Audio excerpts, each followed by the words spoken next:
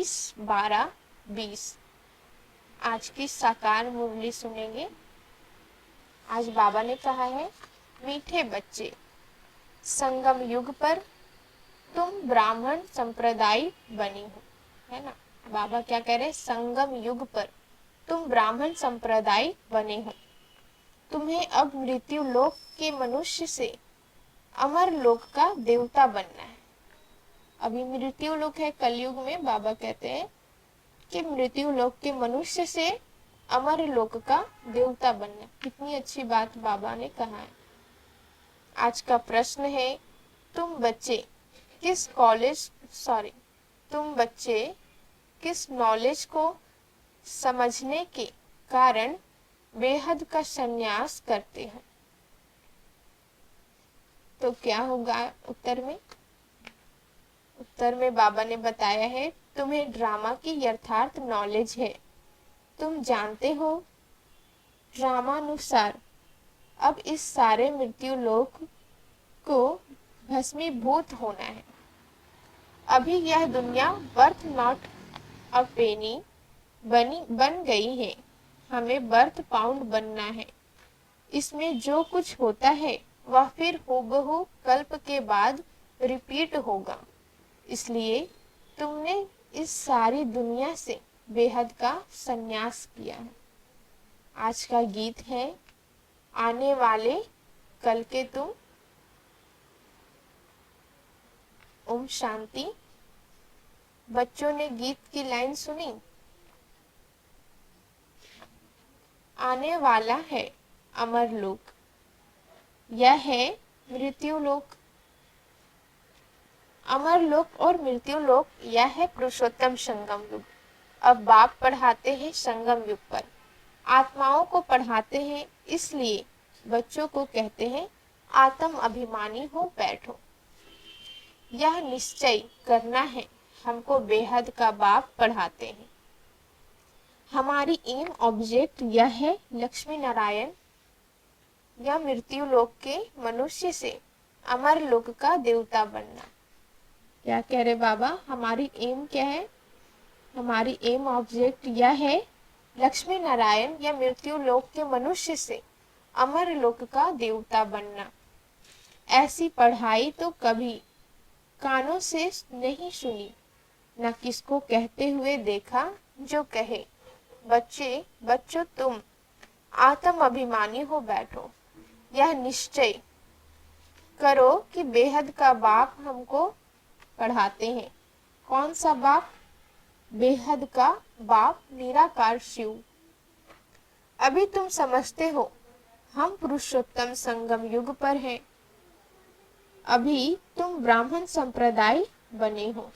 क्या कह रहे बाबा? इस संगम युग पर अभी तुम ब्राह्मण संप्रदाय बने हो, फिर तुमको देवता बनना है। पहले शूद्र संप्रदाय के थे। बाप आकर पत्थर बुद्धि से पारस बुद्धि बनाते हैं। पहले सतो प्रधान पारस बुद्धि थे और फिर बनते हैं। ऐसे नहीं कहना चाहिए कि सतयुग के मालिक थे। सतयुग में विश्व के मालिक थे। फिर 84 जन्म ले, सीढ़ी उतरते उतरते सतो प्रधान से सतो रजो तमो में आए हैं। पहले सतो प्रधान थे, फिर पारस बुद्धि थे। पहले सतो प्रधान थे तो पारस बुद्धि थे, फिर आत्मा में खाद पड़ती है। मनुष्य समझते नहीं। बाप कहते हैं, तुम कुछ नहीं जानते थे। बाबा कहते ब्लाइंड फेट्स था, सिवाय जानने के किसकी पूजा करना व याद करना, उसको ब्लाइंड फेट कहा जाता है। और अपने श्रेष्ठ धर्म श्रेष्ठ कर्म को भी भूल जाने से वह कर्म भ्रष्ट धर्म भ्रष्ट बन पड़ते हैं। भारतवासी इस समय दैवी धर्म के भी भ्रष्ट हैं। बाप समझाते हैं, वास्तव में तुम हो प्रवृत्ति मार्ग वाले। वही देवताएं जब अपवित्र बनते हैं तब देवी देवता कह नहीं सकते, इसलिए नाम बदल हिंदू रख दिया है। यह भी होता है ड्रामा प्लान अनुसार। सभी एक बाप को ही पुकारते हैं, हे पतित पावन आओ। वह एक ही गॉड फादर है जो जन्म मरण रहित है ना। बाबा कहते हैं कि मैं जन्म मरण में नहीं आता हूँ, वो जन्म मरण रहित है। ऐसे नहीं कि नाम रूप से न्यारी कोई चीज है। आत्मा का व परमात्मा का रूप बहुत सूक्ष्म है, जिसको स्टार व बिंदु कहते हैं। शिव की पूजा करते हैं, शरीर तो है नहीं। अब आत्मा बिंदी की पूजा हो न सके, इसलिए उनको बड़ा बनाते हैं पूजा के लिए। समझते हैं शिव की पूजा करते हैं, परंतु उनका रूप क्या वह नहीं जानते। शिव की पूजा तो करते हैं, परंतु उनकी रूप क्या है बाबा कहते हैं वो नहीं जानते। यह सब बातें बाप इस समय ही आकर समझाते हैं। बाप कहते हैं तुम अपने जन्मों को नहीं जानते हो। 84 लाख योनियों का तो एक गपोड़ा लगा दिया है। अब बाप तुम बच्चों को बैठ समझाते हैं। अभी तुम ब्राह्मण बने हो, फिर देवता बनना है। कलयुगी मनुष्य है शूद्र। तुम ब्राह्मणों की एम ऑब्जेक्ट है मनुष्य से देवता बनने की। यह मृत्यु लोक पतित दुनिया है। नई दुनिया वह थी यहाँ, बाबा कहते जहाँ यह देवी देवताएं राज्य करते थे। एक ही इनका राज्य था। यह सारे विश्व के मालिक थे। अभी तो तमो प्रधान दुनिया है, अनेक धर्म है। यह देवी देवता धर्म प्राय लोप हो गया है। देवी देवताओं का राज्य कब था, कितना समय चला, यह वर्ल्ड की हिस्ट्री ज्योग्राफी कोई नहीं जानते। बाप ही आकर तुमको समझाते हैं।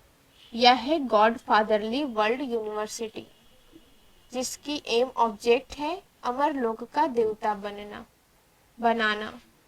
इसको कहा इनको अमर कथा भी कहा जाता है। तुम इस नॉलेज से देवता बन काल पर जीत पाते हो। वहां कभी काल खाता नहीं।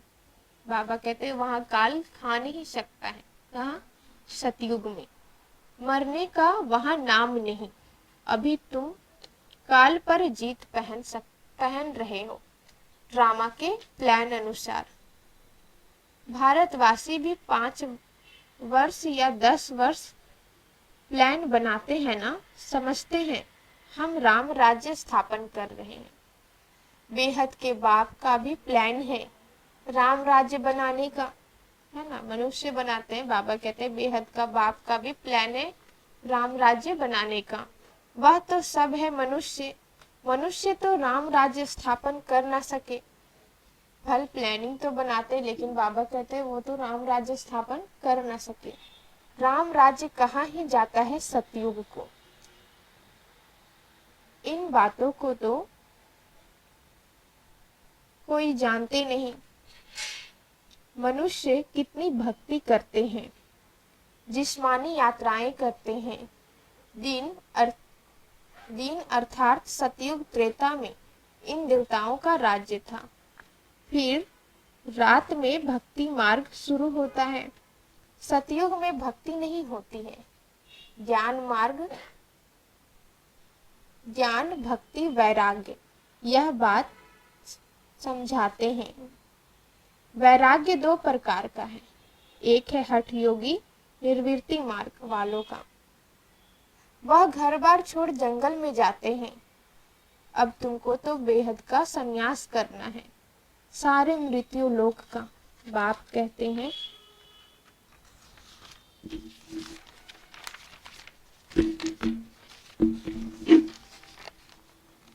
यह सारी दुनिया भस्मीभूत होने वाली है। ड्रामा को बहुत अच्छी रीति समझना है। जो मिसल टिक टिक होती रहती है, जो कुछ होता है फिर कल्प 5000 वर्ष बाद हूबहू रिपीट होगा। इसको बहुत अच्छी रीति समझकर बेहद का संन्यास करना है। समझो कोई विलायत जाते हैं, कहेंगे वहां हम यह नॉलेज पढ़ सकते हैं। बाप कहते हैं हाँ, कहाँ भी बैठ तुम पढ़ सकते हो। इसमें पहले 7 रोज का कोर्स लेना पड़ता है। बहुत सहज है। आत्मा को सिर्फ यह समझना होता है हम सतो प्रधान विश्व के मालिक थे, तब सतो प्रधान थे। जब बाबा कहते हैं सतो प्रधान विश्व का मालिक थे तो बिल्कुल ही सतो प्रधान थे। अब तमो प्रधान बन गए हैं। 84 जन्मों में बिल्कुल ही बर्थ नॉट अ पेनी बन पड़े हैं। अब फिर हम पाउंड कैसे बने? अब कलयुग है, फिर जरूर सतयुग होना है। बाप कितना सिंपल समझाते हैं। 7 दिन का कोर्स समझना है, कैसे हम सतो प्रधान से तमो प्रधान बने। काम चिता पर बैठ तमो प्रधान बने हैं, अब फिर ज्ञान चिता पर बैठ सतो प्रधान बनना है। वर्ल्ड की हिस्ट्री ज्योग्राफी रिपीट होती है, चक्र फिरता रहता है ना। बाबा कहते हैं ये चक्र फिरता ही रहता है। अभी है संगम युग, फिर सतयुग होगा। अभी हम कलयुग विशेष बने हैं, सो फिर सतयुगी वाइसलेस कैसे बने?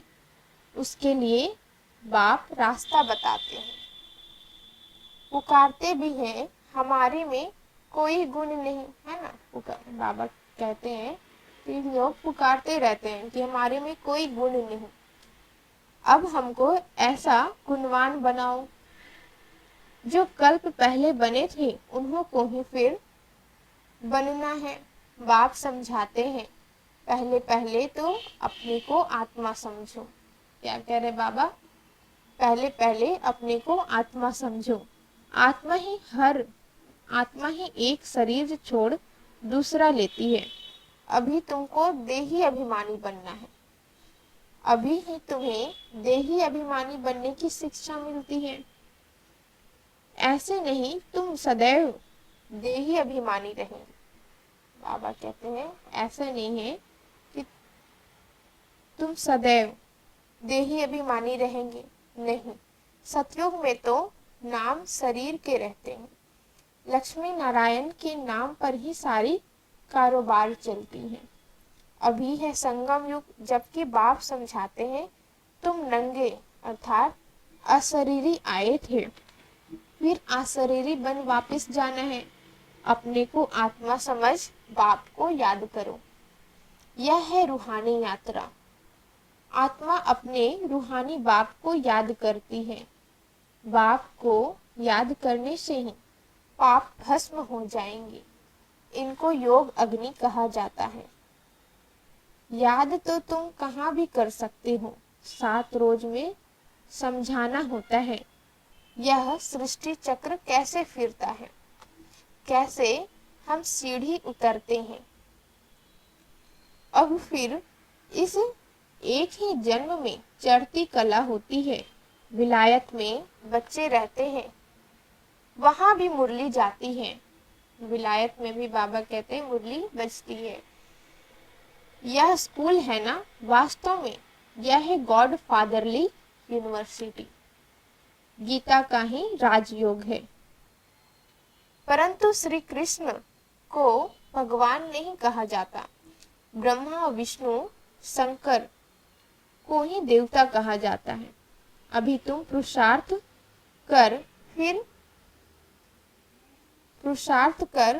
फिर सो देवता बनते हो। प्रजापिता ब्रह्मा भी जरूर यहाँ होगा ना। प्रजापिता तो मनुष्य है ना, प्रजा जरूर यहाँ ही रची जाती है। हम सो का अर्थ बाप ने बहुत सहज रीति समझाया है। भक्ति मार्ग में तो कह देते हम आत्मा सो परमात्मा, इसलिए परमात्मा को सर्वव्यापी कह देते हैं, है ना। हम सो का अर्थ उन्हें पता ही नहीं, इसलिए बाबा कहते हैं वो परमात्मा को सर्वव्यापी कह देते हैं। बाप कहते हैं सब में व्याप है आत्मा, मैं कैसे व्यापक होऊंगा? तुम मुझे बुलाते ही हो हे पतित पावन आओ। क्या कह रहे बाबा, तुम मुझे बुलाते ही हो हे पतित पावन आओ। अर्थात कि यहाँ पे वो प्रेजेंट नहीं है इसलिए तो बुलाते हैं ना, फिर वो सर्वव्यापी कैसे हुआ। हमको पावन बनाओ। निराकार आत्माएं सब आकर अपना अपना रथ लेती है। हर एक अकाल मूर्त आत्मा का तख्त है यह। तख्त कहो अथवा रथ कहो, बाप को तो रथ है नहीं, वह निराकार ही गाया जाता है। शिव बाबा का तो अपना शरीर है नहीं, ना सूक्ष्म शरीर ना स्थूल शरीर है। निराकार खुद रथ में जब बैठे तब बोल सके, ऐसे तो बिना शरीर का कोई भी बोल नहीं सकते। रथ बिगर पतितों को पावन कैसे बनाएंगे, इसलिए बाबा को भी रथ चाहिए। बाप कहते हैं मैं निराकार आकर इनका लोन लेता हूँ। किनका? ब्रह्मा बाबा की तन का टेम्परोरी लोन लिया है। इनको भाग्यशाली रथ कहा जाता है। बाप ही सृष्टि के आदि मध्य अंत का राज बताए तुम बच्चों को त्रिकालदर्शी बनाते हैं, और कोई मनुष्य यह नॉलेज जान नहीं सकते। इस समय सब नास्तिक हैं, बाप आकर आस्तिक बनाते हैं। रचयिता रचना का राज तुम बच्चों ने, रचना का राज बाप ने तुमको बताया है। अब तुम्हारे सिवाय और कोई समझा न सके। तुम ही इस ज्ञान से फिर यह इतना ऊंच पद पाते हो। यह ज्ञान सिर्फ अभी ही तुम ब्राह्मणों को मिलता है। बाप संगम पर ही आकर यह ज्ञान देते हैं। सदगति देने वाला एक ही बाप है। मनुष्य मनुष्य को सदगति दे न सके। वह सब गुरु है भक्ति मार्ग के। क्या कह रहे बाबा, वो जो गुरु है वो भक्ति मार्ग के हैं। सतगुरु एक ही है, उनको कहा जाता है वाह सतगुरु वाह। इनको पाठशाला भी कहा जाता है। एम ऑब्जेक्ट नर से नारायण बनने की है। वह सब है भक्ति मार्ग की कथाएं। गीता से भी कोई प्राप्ति नहीं होती। बाप कहते मैं तुम बच्चों को सम्मुख आकर पढ़ाता हूँ, जिससे तुम यह पद पाते हो। इसमें मुख्य है पवित्र बनने की बात। बाप की याद में रहना है, इसी में माया विघ्न डालती है। तुम बाप को याद करते हो अपना वर्षा पाने के लिए। यह नॉलेज सब बच्चों के पास जाती है। कभी भी मुरली मिस ना हो। मुरली मिस हुई गोया एब्सेंट पड़ जाती है। मुरली से कहा भी बैठे रिफ्रेश होते रहेंगे। श्रीमत पर चलना पड़े। बाहर में जाते हैं तो बाप समझाते हैं पवित्र जरूर बनना है, वैष्णव होकर रहना है। वैष्णव भी दो प्रकार के होते हैं। वैष्णव वल्लभाचारी भी होते हैं, परंतु विकार में जाते हैं, पवित्र तो है नहीं। तुम पवित्र बन विष्णुवंशी बनते हो, वहां तुम वैष्णव रहेंगे, विकार में नहीं जाएंगे। वह है अमर लोक, यह है मृत्यु लोक। यहाँ विकार में जाते हैं। अभी तुम विष्णुपुरी में जाते हो, वहां विकार होता नहीं। कहाँ? सतयुग में। वह है वाइसलेस वर्ल्ड। योग बल से तुम विश्व के बादशाही लेते हो, वह दोनों आपस में लड़ते हैं। माखन बीच में तुमको मिलता है। तुम अपनी राजधानी स्थापन कर रहे हो। सभी को यह पैगाम देना है। क्या कह रहे बाबा? सभी को यही पैगाम देना है। छोटे बच्चों का भी हक है, क्योंकि आत्मा तो एक ही जैसी होती है, बस शरीर छोटा और बड़ा होता है। वो भी तो शिव बाबा के बच्चे हैं, इसलिए बाबा कहते हैं छोटो बच्चों का भी हक है। शिव बाबा के बच्चे हैं ना, तो सबका हक है। सबको कहना है अपने को आत्मा समझो। माँ बाप में ज्ञान होगा तो बच्चों को भी सिखाएंगे। शिव बाबा को याद करो। सिवाय शिव बाबा के दूसरा ना कोई। एक ही याद से ही तमो प्रधान से सतो प्रधान बन जाएंगे। इसमें पढ़ाई बहुत अच्छी चाहिए। मेहनत में विलायत में रहते भी तुम पढ़ सकते हो। इसमें किताब आदि कुछ भी नहीं चाहिए। कहाँ भी बैठे तुम पढ़ सकते हो, बुद्धि से याद कर सकते हो। यह पढ़ाई इतनी सहज है। बाबा कहते हैं भल कहीं भी जाओ, लेकिन यह पढ़ाई कर सकते हो। योग अथवा याद से बल मिलता है। तुम अभी विश्व का मालिक बन रहे हो। बाप राजयोग सिखलाकर पावन बनाते हैं। वह है हठ योग, यह है राजयोग। इसमें परहेज बहुत अच्छी रीति चाहिए। इन लक्ष्मी नारायण जैसा सर्वगुण संपन्न बनना है। खान पान भी, बाबा कहते हैं खान पान की भी परहेज चाहिए। और दूसरी बात, बाप को याद करना है तो जन्म जन्मांतर के पाप कट जाएंगे। इसको कहा जाता है सहज राजयोग। राजाई प्राप्त करने के लिए अगर राजाई ना ली तो गरीब बन जाएंगे।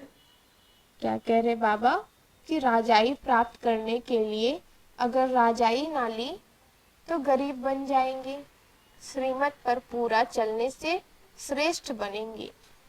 भ्रष्ट से श्रेष्ठ बनना है। अभी सभी मनुष्य भ्रष्ट बन गए, इसलिए बाबा कहते हैं भ्रष्ट से श्रेष्ठ बनना है। उसके लिए बाप को याद करना है। कल्प पहले भी तुमने यह ज्ञान लिया था जो फिर अब लेते हो। सतयुग में और कोई राज्य नहीं था, उसको कहा जाता है सुख धाम। अभी यह है दुख धाम। और जहाँ से हम आत्माएं आई हैं वह है शांति धाम। अपना घर कहाँ है? शांति धाम। वहीं से हम आत्माएं आई हैं। शिव बाबा को वंडर लगता है दुनिया में मनुष्य क्या क्या करते हैं। बच्चे कम पैदा हो उसके लिए भी कितना माथा मारते रहते हैं। समझते नहीं यह तो बाप का ही काम है। बाप झट एक धर्म की स्थापना कर बाकी सब अनेक धर्मों का विनाश करा देते हैं एक धक से। वो लोग कितनी दवाइयां आदि निकालते हैं पैदाइश कम करने के लिए। बाप के पास तो एक ही दवाई है। क्या कह रहे बाबा कि बाप के पास एक ही दवाई है, एक धर्म की स्थापना होनी है। वह समय आएगा सब कहेंगे यह तो पवित्र बन रहे हैं। वो समय भी बाबा कहते हैं आना है। फिर दवाई आदि की भी क्या दरकार है। तुमको बाबा ने ऐसी दवाई दी है मन मना भव की, जिससे तुम 21 जन्म के लिए पवित्र बन जाते हो। अच्छा, मीठे मीठे सिक्की लधे बच्चों प्रति माता पिता बाप दादा का याद प्यार और गुड मॉर्निंग। रूहानी बाप की रूहानी बच्चों को नमस्ते। हम रूहानी बच्चों की रूहानी बाप दादा को याद प्यार गुड मॉर्निंग और नमस्ते नमस्ते नमस्ते। अच्छा, धारणा के लिए मुख्य सार है। पहला, पवित्र बनकर पक्का वैष्णव बनना है। खान पान की भी पूरी परहेज करनी है। श्रेष्ठ बनने के लिए श्रीमत पर जरूर चलना है। दूसरी पॉइंट है मुरली से स्वयं को रिफ्रेश करना है। बाबा कहते सबसे अच्छी चीज है अपने को रिफ्रेश करने के लिए मुरली। तो बाबा कहते हैं जितनी बार मुरली पढ़ेंगे उतना हमारी स्थिति ठीक होते जाएगी, हम रिफ्रेश होते जाएंगे। इसलिए बाबा कहते हैं मुरली से स्वयं को रिफ्रेश करना है। कहाँ भी रहते सतो प्रधान बनने का पुरुषार्थ करना है। भले कहीं भी बाबा कहते जाओ, लेकिन सतो प्रधान बनने का पुरुषार्थ करना है। मुरली एक दिन भी मिस नहीं करनी है। वरदान है आज का, जुदाई को सदा काल के लिए विदाई देने वाले स्नेही स्वरूप भव। जुदाई को सदा काल के लिए विदाई देने वाले स्नेही स्वरूप भव। डिटेल है, जो स्नेही को पसंद है वही स्नेह करने वाले को पसंद हो, यही स्नेह का स्वरूप है। चलना, खाना, पीना, रहना स्नेही के दिल पसंद हो, इसलिए जो भी संकल्प व कर्म करो तो पहले सोचो कि यह स्नेही बाप के दिल पसंद है। ऐसे सच्चे स्नेही बनो तो निरंतर योगी, सहज योगी बन जाएंगे। यदि स्नेही स्वरूप को समान स्वरूप में परिवर्तन कर दो तो अमर भव का वरदान मिल जाएगा और जुदाई का सदा काल के लिए विदाई मिल जाएगी। आज का स्लोगन है, स्वभाव इजी और पुरुषार्थ अटेंशन वाला बनाओ। स्वभाव इजी और पुरुषार्थ अटेंशन वाला बनाओ। अच्छा, ओम शांति।